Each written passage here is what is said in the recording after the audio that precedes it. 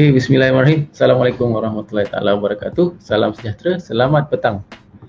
Okey, untuk yang belum kenal, nama saya Dr. Nur Haizat bin Daud dari Klinik Sabah, Kota Kinabalu. Kepakaran saya ialah membantu kaum lelaki dewasa dan kanak-kanak untuk bersunat dengan selesa, cepat dan selamat bagi mendapatkan burung yang sihat, bersih dan menjadi idaman wanita. Saya juga adalah doktor perubatan keluarga yang membantu pasangan yang masih lagi belum dapat anak untuk membuat pemeriksaan awal kesuburan sebelum saya rujuk untuk berjumpa dengan doktor pakar kesuburan di hospital swasta ataupun hospital kerajaan. Terima kasih kepada Pradip Samsudin. Waalaikumsalam. Encik Mat. Waalaikumsalam. Tolong like, tolong love, tolong share, tolong tag kawan-kawan supaya mereka dapat ilmu. Hari ini kita nak cerita pasal sakit waktu kencing. Sakit waktu kencing adalah gejala yang agak common, yang agak biasa saya jumpa di klinik, especially untuk wanita. Anda tahu tak kenapa wanita ni lebih mudah untuk dapat sakit waktu kencing, ataupun diorang panggil kencing kotor lah, berbanding lelaki. Okey. Jadi ini adalah gambar,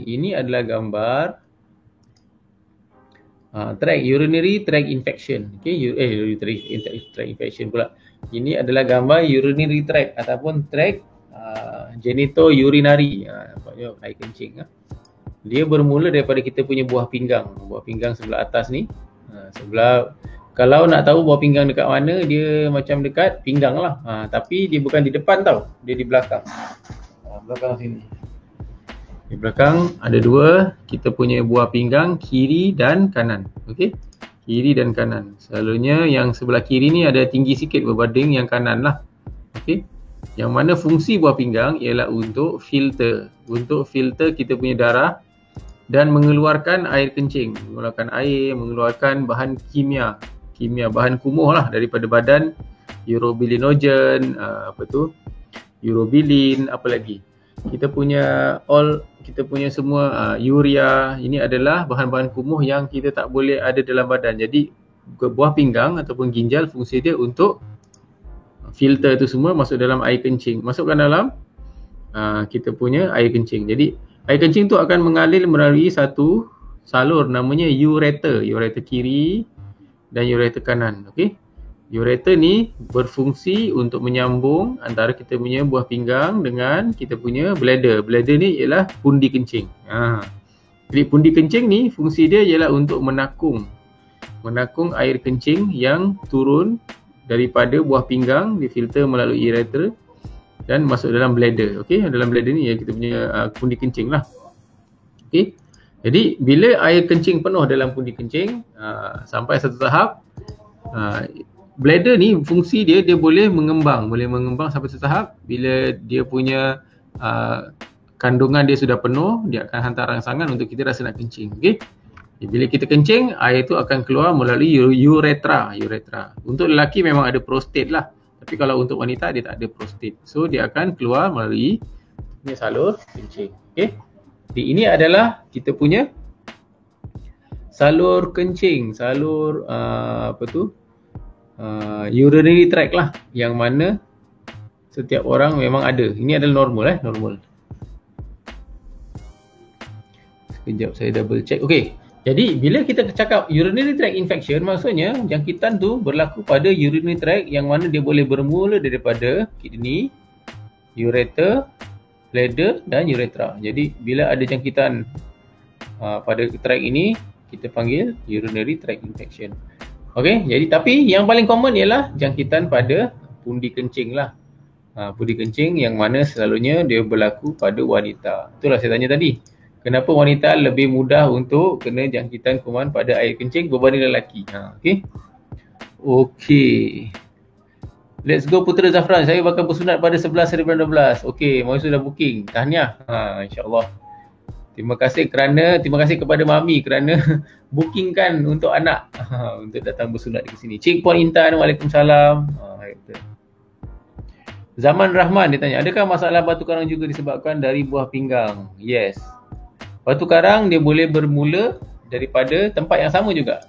Batu karang tu dia boleh terjadi start daripada kita punya kidney, buah pinggang, salur dan juga pundi kencing. Yang di mana-mana juga dia punya tract tu, air kencing kita tu boleh bertukar untuk jadi batu karang. Jadi Dia memang dia punya komponen dia. Komponen dalam bahan kimia dalam air kencing tu yang boleh bertukar untuk jadi batu. Junaidah Siman, selamat petang. Nur Hayati, selamat petang. Okey. Okey, jadi kenapa wanita lebih mudah untuk kena jangkitan kuman pada air kencing berbanding lelaki ialah pertama, uretra. Uretra itu salur uretra daripada pundi kencing keluar tu, satu lebih pendek. Yang kedua, dia punya pembukaan uretra tu lebih dekat dengan kita punya dubur, lubang dubur. So, bila dia punya salur uretra dia pendek dan dia punya kawasan dia dekat dengan dubur, maka kuman daripada dubur, kuman daripada kita punya usus besar tu akan lebih mudah untuk masuk ke dalam pundi kencing. Ini untuk wanita lah. Sebab tu wanita lebih kerap dan lebih mudah untuk kena jangkitan pada air kencing berbanding lelaki. Kalau lelaki ni dia punya uretra dia panjang. Dan dia punya lubang uretra tu kan yang keluar tu lebih jauh lebih jauh berbanding wanita yang dekat dengan kita punya lubang dubur lah. Okey. Jadi apakah gejala-gejala urinary tract infection? Gejala yang paling selalu orang yang komplain ialah strong persistent urge to urinate. Rasa nak terkencing je, tak boleh tahan kencing dia. Itu yang paling biasa, tak boleh tahan kencing. Yang kedua, bila kencing akan rasa sakit ataupun rasa macam terbakar pada kawasan salur kencing tu. Lepas tu kencing kerap, persistently frequent, maksudnya dia kerap pergi tandas untuk kencing. Tapi masalahnya bila dia kerap pergi tandas kencing tu, dia punya kencing ni sikit-sikit. Bukan kencing dia terus banyak, dia sikit-sikit je. Lepas tu mungkin ada perubahan pada warna air kencing. Mungkin air kencing tu berwarna keruh.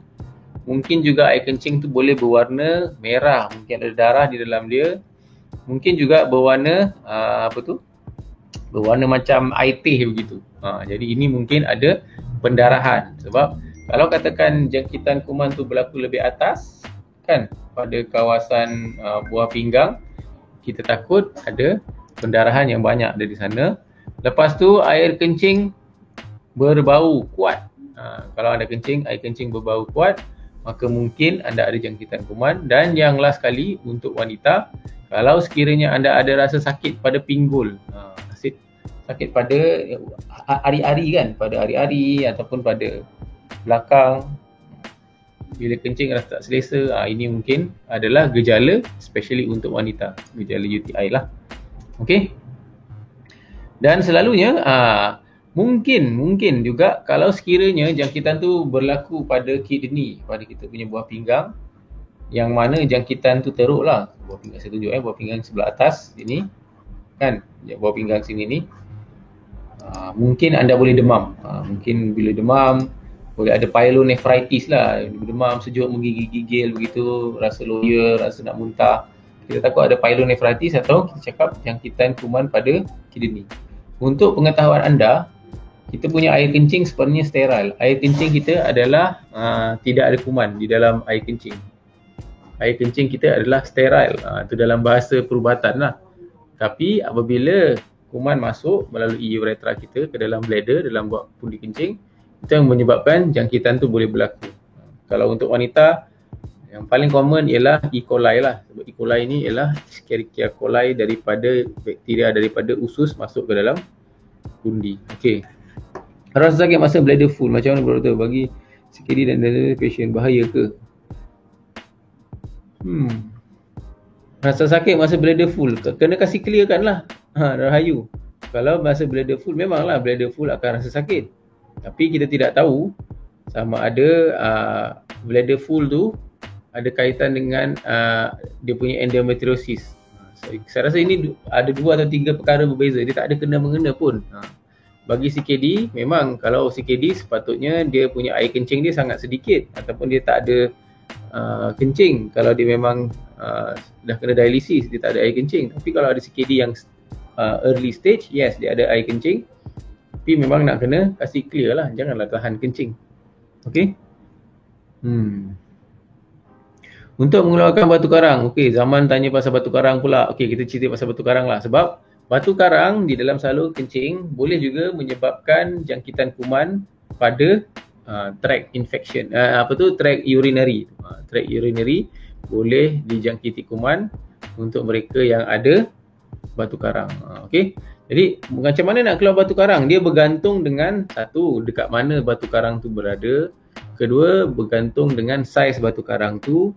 Ketiga, tengok juga berapa bentuk batu karang, berapa banyak batu karang yang ada. Kalau katakan dia batu karang tu tinggi dekat dengan buah pinggang, yes, kita boleh tembak pakai shock wave. Dia pakai extra corporeal shock wave lithotripsy yang kita panggil.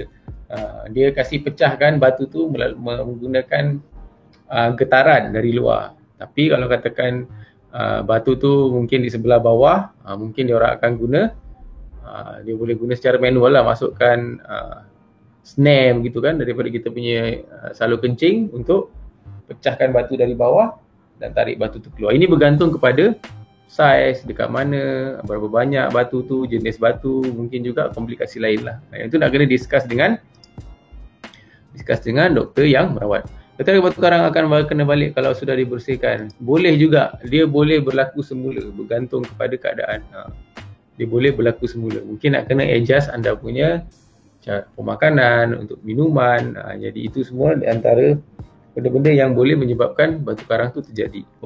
Cerita batu karang pula kan. Jadi cerita pasal urinary tract, jangkitan kuman. Kita teruskan. Jadi bilakah anda sepatutnya jumpa dengan doktor? Bila satu, dia punya gejala dia berterusan. Kedua, kalau anda ada demam. Jadi ini memang dua keadaan di mana anda terpaksa jumpa dengan doktor. Sebab mungkin kita akan buat test. Sebab selalunya bila kita suspek anda ada urinary tract infection, doktor akan buat test air kencing. Dia akan test air kencing, last week saya ada cerita pasal cek air kencing kan. Anda pergi makmal untuk tengok sekiranya ada bukti bahawa ada jangkitan kuman dalam air kencing, maka kita terpaksa bagi antibiotik. Selalunya kita akan boleh jejak, kita boleh detect jangkitan kuman pada air kencing apabila kita hantar sampel air kencing ke makmal. Okey. Bila kita dah tahu, ini ada air, mungkin ada darah putih, ada leukosit dalam air kencing. Okey, memang ada evidence of infection. Yes, selalunya kita akan bagi antibiotik untuk makan untuk beberapa hari, seminggu ke 5 hari ke, untuk clearkan kuman tu daripada kita punya, selalunya daripada bladder ataupun pundi kencing, yang mana kalau sekiranya dia jenis yang mild tu maksudnya macam tak berapa teruk lah. Selalunya kita boleh suruh patient untuk minum air dengan banyak supaya dia akan flush tu kita punya air kencing, dan flush juga tu kuman yang ada dalam pundi kencing. Kita sangat-sangat tidak galakkan untuk mereka yang kerap kena UTI ni untuk tahan kencing. Sebab kalau dia tahan kencing, itu yang menyebabkan air kencing dalam pundi kencing tu dia stagnan. Bila dia stagnan kan, kuman tu senang untuk membiak. Tapi kalau air kencing pundi kencing tu kita bersih, kita empty kan, kita kosongkan dengan pergi kencing tanpa tahan, insya-Allah dia akan kurang risiko untuk ada jangkitan kuman.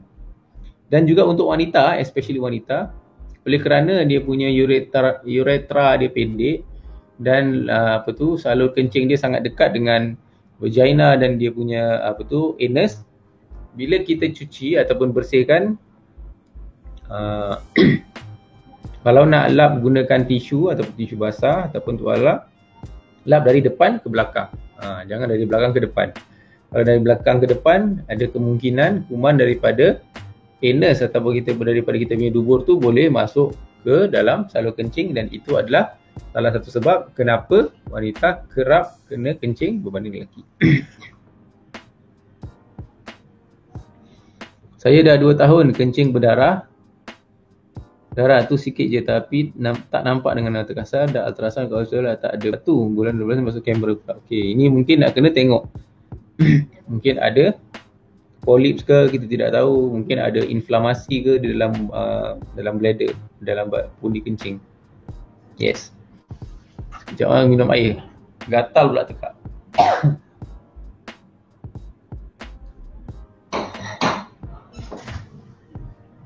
Sekali-kali rasa pedih di hujung jaga kencing. Okey, kalau pedih ni itulah, selalunya kita saat zaman mungkin nak kena cek air kencing lah. Bila waktu anda kencing rasa pedih tu, kalau dia kerap, yes, bagus cek. Tapi kalau katakan sekali sekala, mungkin nak kena minum air banyak sajalah untuk flushkan tu. Kalau kita takut ada jangkitan lah pada kawasan uretra. Ini uretra. Okey. Okey, ada soalan lain? Saya rasa itu saja dah habis. Saya dah cek tengok ada lagi tak yang saya tinggal.